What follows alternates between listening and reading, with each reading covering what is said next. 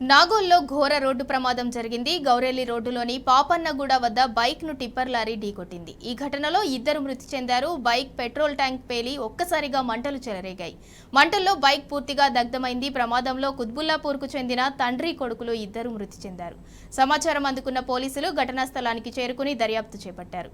Tipper driver పరారీలో ఉన్నట్లు పోలీసులు తెలిపారు.